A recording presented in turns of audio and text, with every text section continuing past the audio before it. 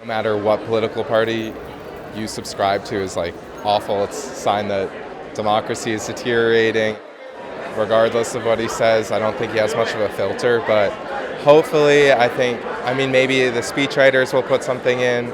Hopefully we see something, because I don't want this to escalate and see other politicians at risk. After former President Donald Trump was shot in an assassination attempt at a campaign rally, concerns about safety at the Republican National Convention and with political violence in general grew almost immediately.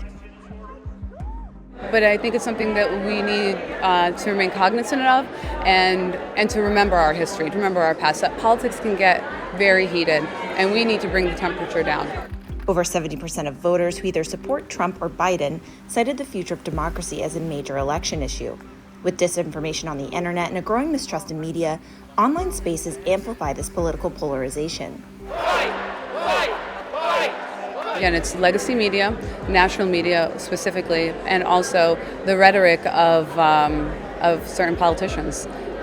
We need to remember, these are individuals, these are humans. We need to treat each other with respect and dignity and let the voters decide on Election Day who's the best representative for them.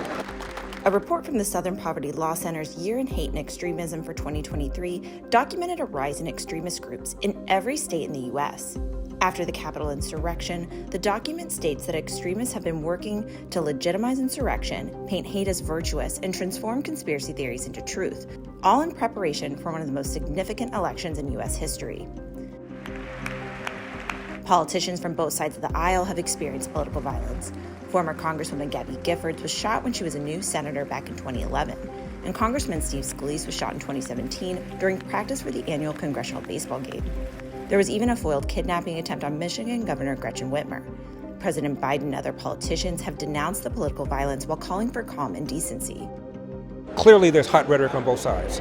But for 9 years, Donald Trump has been called a fascist and a Hitler and a Nazi and a dictator and a tyrant.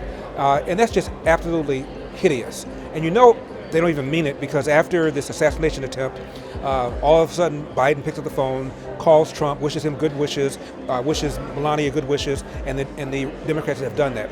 The whole tone is going to be tamped down, and that's good news for the country, because we can now talk about the tabletop issues that people care about. False claims of the 2020 election being stolen have been circulated by Trump and prominent Republicans. The former president has also reposted QAnon on Truth Social hundreds of times, intensifying the conspiracy theories among his base. But attendees we spoke to still have hope. I think the shooting did add a little bit of sympathy. You feel a little sympathy for him. It really put him in a vulnerable state. And it's the same with Biden, in a way we're seeing him, in his weak moments, but he's also just a person.